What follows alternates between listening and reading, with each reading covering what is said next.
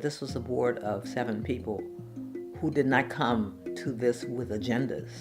There were no political agendas. Nobody was in it for personal gain. My name is Josephine Baker.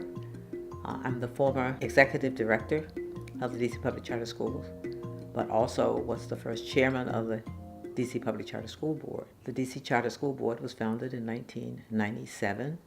I became its first chair, and we began a very interesting journey over a number of years.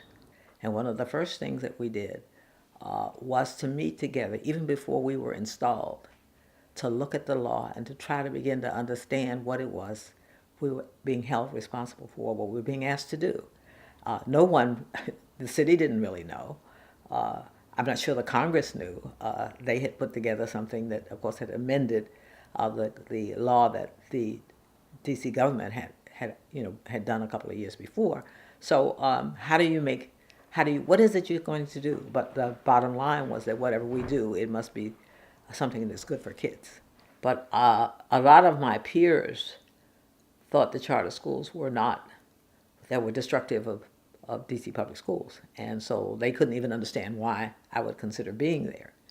But I'm an independent individual, and so when I thought that this was something, and I thought long and hard about, is this going to be detrimental to the public education system here, or is it going to be an addition, a positive addition? And when I came to the conclusion it could be a positive addition if it was done correctly, then I was willing to go forward, and I did not need a company of rooters to take me along the path. So that was how I managed to move forward in spite of the detractors, in spite of personal, friends who were critics, family members who would say, I just don't understand why you're doing this.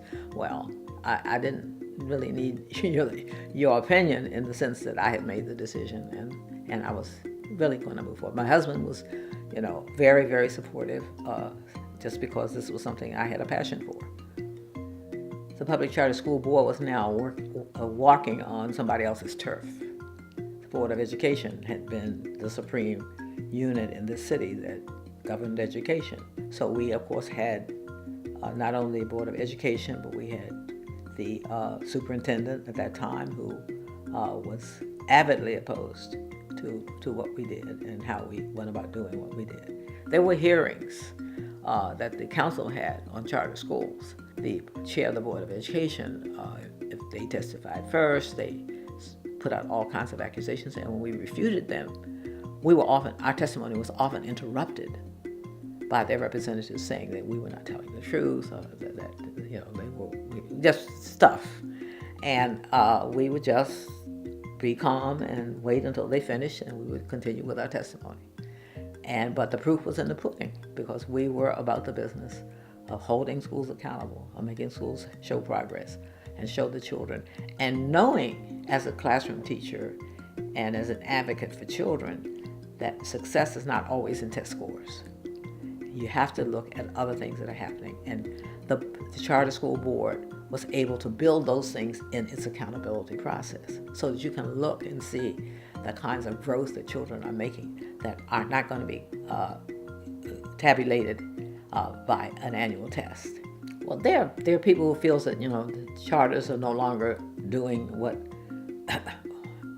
providing the innovation or the revolution, but sometimes revolutions serve their purpose, but they continue to exist because what you've forged out of it is strong enough to continue moving forward. It doesn't have to change. Revolutions don't last forever. They stabilize into something good or they go away. So we don't want them to go away, but we want them to continue to be stable. We want them to continue to offer. And the main thing is, are we serving the needs of the children where they are?